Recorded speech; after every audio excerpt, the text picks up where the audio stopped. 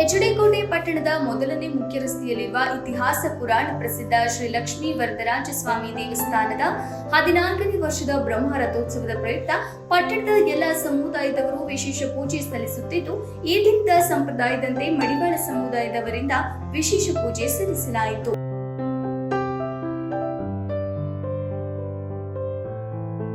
ಪಟ್ಟಣದ ಶಿವಾಜಿ ರಸ್ತೆಯಲ್ಲಿರುವ ಮಾಚಿದೇವರ ವೃತ್ತದಿಂದ ಮಂಗಳವಾದ್ಯದೊಂದಿಗೆ ಸಮುದಾಯದವರು ಮೆರವಣಿಗೆ ಮುಖಾಂತರ ಶ್ರೀ ಲಕ್ಷ್ಮೀ ವರದರಾಜ ಸ್ವಾಮಿ ದೇವಸ್ಥಾನಕ್ಕೆ ಆಗಮಿಸಿ ವಿಶೇಷ ಪೂಜೆ ಸಲ್ಲಿಸಿ ತಾಲೂಕಿನಲ್ಲಿ ಉತ್ತಮವಾಗಿ ಮಳೆ ಬೆಳೆ ಆಗಲಿ, ಜನರು ಸುಖ ಶಾಂತಿ ನೆಮ್ಮದಿಯಿಂದ ಜೀವನ ನಡೆಸಬೇಕೆಂದು ವಿಶೇಷ ಪೂಜೆ ಸಲ್ಲಿಸಲಾಗಿದೆ.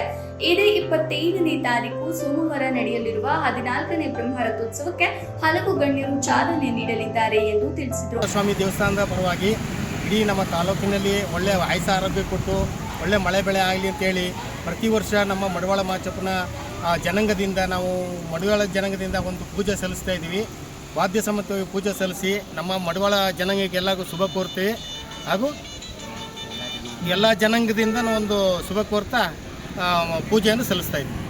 ಈ ಸಂದರ್ಭದಲ್ಲಿ ಮಡಿವಾಳ ಸಮುದಾಯದ ಯಜಮಾನರಾದ ಸ್ವಾಮಿ ಶೆಟ್ಟಿ, ಬಸವರಾಜ ಶೆಟ್ಟಿ, ಚಿಕ್ಕಣ್ಣ ಶೆಟ್ಟಿ, ಪುಟ್ಟಸ್ವಾಮಿ ಶೆಟ್ಟಿ, ರಮೇಶ್, ಮಹಾದೇವ ಶೆಟ್ಟಿ, ರಂಗಸ್ವಾಮಿ, ವಸಂತ್ ಕುಮಾರ್ ಹಾಗೂ ಮಹಿಳೆಯರು ಇದ್ದರು. ವರದಿ ರಮೇಶ್, ಹೆಚ್ಡಿಕೋಟೆ.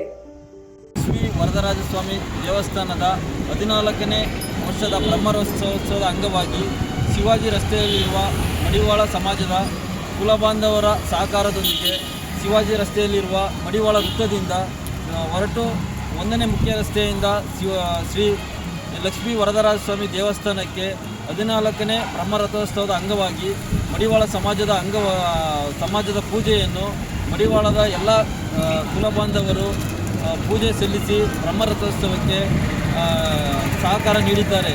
ಮತ್ತು ತಾಲೂಕಿನಾದ್ಯಂತ ಈ ಸ್ವಾಮಿಯ ಪೂಜೆ ಸಲ್ಲಿಸುವುದೇನೆಂದರೆ ಮಳೆ ಬೆಳೆ ಹೆಚ್ಚಿನ ಸಂಖ್ಯೆಯಲ್ಲಿ ಆಗಿ ಎಲ್ಲರ ಆರೋಗ್ಯ ಕಾಪಾಡಲೆಂದು ದೇವರಲ್ಲಿ ಪ್ರಾರ್ಥಿಸುತ್ತಾ ನಾವು ಈ ಒಂದು ಪೂಜೆಯನ್ನು ಸಲ್ಲಿಸ್ತಾ ಇದ್ದೇವೆ.